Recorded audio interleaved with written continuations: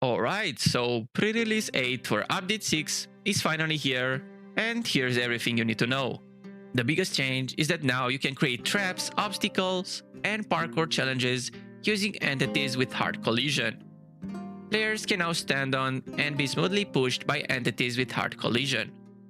Modders creating entities such as moving walls or platforms can use this new behavior to ferry around friends or trap trespassers. For more complex obstacles, the entity tool may now be used to give entities rotated collision boxes that players can collide with. At this stage, these changes will only affect collisions with players. Other entities will have to wait to experience these changes. They've added a new cape called the Bastion Cape.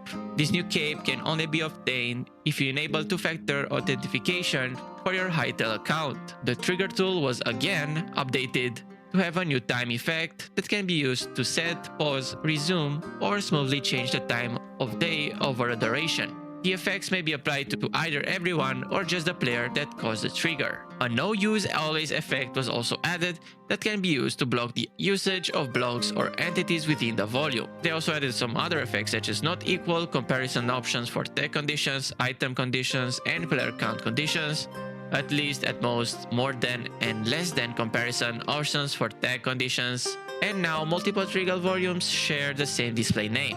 When this occurs, duplicated names are automatically numbered to distinguish them.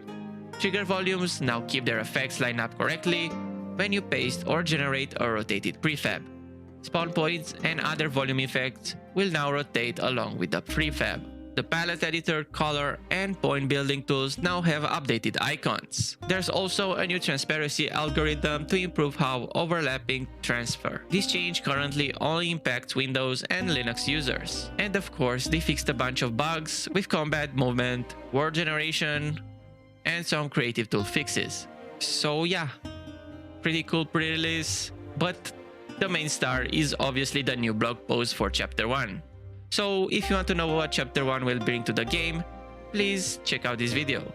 So yeah, thank you so much for watching, and I'll see you in the next one.